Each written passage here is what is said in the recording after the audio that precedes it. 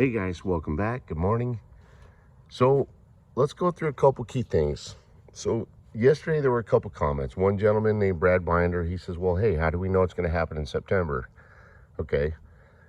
Well, and then a few others throw out a comment from another guru who's not too bright that says, oh, there's nothing about the rate change in the 2020 budget. Okay. Well, let's look at this for a second. Let's just lay out the most minimal key facts that I know I've brought this to you guys a million times, but everyone just keeps overlooking them. Okay, first one. I've been in this since 2009. That's 11 years ago. I know some of you guys have been in this longer than I have. Name a year when they've ever delayed a budget by half a year. Iraq had no reason to delay this budget.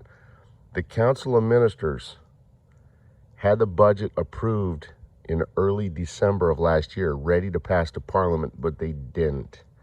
Now ask yourself why. The reason why they had to delay the budget, guys, it's very simple, is because the budget had reforms in it. Those are post-rate change items. They had to delay the budget because it is married to the rate change. Okay? I'm just showing you. I've been in this 11 years. This is the first time in my own personal observation with this investment that they've ever delayed a budget. Okay? They've never approved a budget in the middle of the year before. Okay?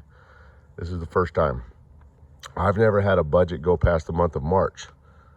The month of March is the longest. I think it was probably 2-3 years ago they approved it. I think it might have been the 18 budget, but they approved it in the month of March. It was like 17 or 18 when they did it. Okay, so again, I'm just raising a couple very key points to you. Okay, that goes to show you that because the reforms are inside the budget, it makes the budget married to the rate change. Now, here's another thing I want to say. The reforms have waited years to even be approved and implemented. Why? Why have the reforms waited so long? The reforms should have been implemented years ago. And the reforms range from reconstruction of the country, like what you just saw. They just signed agreements with both GE and Siemens. Remember? Let's go back to last year. Remember, we saw mid-year, right around, kind of spanning from I know it was up in the month of July. I showed you guys one amazing article that I think it was Siemens. Siemens was supposed to do a huge electrical upgrade in the country of Iraq, and they never did. It never happened. Okay.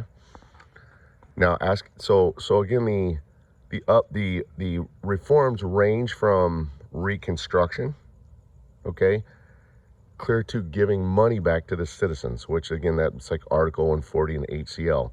And again, guys, last year I showed you articles where both Article 140 and HCL have been actually approved and on the books clear since 2005. Okay, now ask yourself, how come they haven't started the reconstruction, and how come they haven't been given money back to the citizens under Article 140 HCL? How come they haven't implemented those? With reconstruction, they can't start it because under Article 8 of the IMF, Iraq can only make payments with their native currency, the dinar. They cannot use the US dollar. Okay? And the dinar is not internationally recognized. Okay? And because the dinar is not internationally recognized, that means they cannot sign these massive reconstruction agreements until they're preparing to go international. And now, I just want to throw one last thing, guys. This is all factual information I'm sharing with you. It's not my opinion.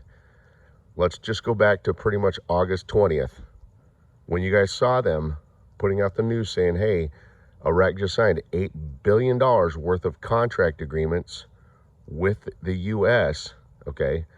I brought it to your attention about the 30-day execution period on those contracts.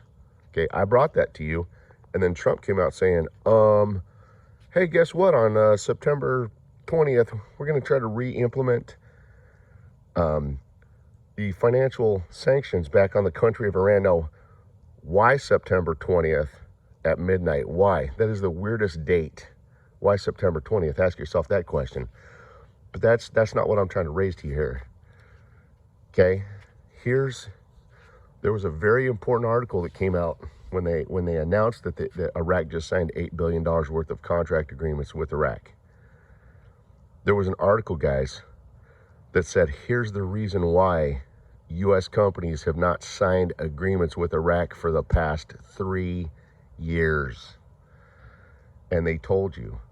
They said Iraq was unstable. Iraq did not have political stability. They did not have internal stability. They told you that. Okay? But I just want to stress to you that Iraq has to have internationally recognized currency to be able to satisfy these contract agreements. And it has to be internationally recognized. Okay? That's what I'm trying to stress to you. So one of you guys said, oh, well, there's another clueless guru saying that there's nothing about a rate change in the 2020 budget. Well, okay, if you want to listen to other gurus, that's on you. But I can tell you that other guru is pretty dang clueless and ignorant, because he's apparently not smart enough to tell you it has reforms in it, and that's the reason why they've delayed, or had to have delayed, the 2020 budget. Okay? So, yes, the 2020 budget has everything to do with the rate change. It's married to it. Okay?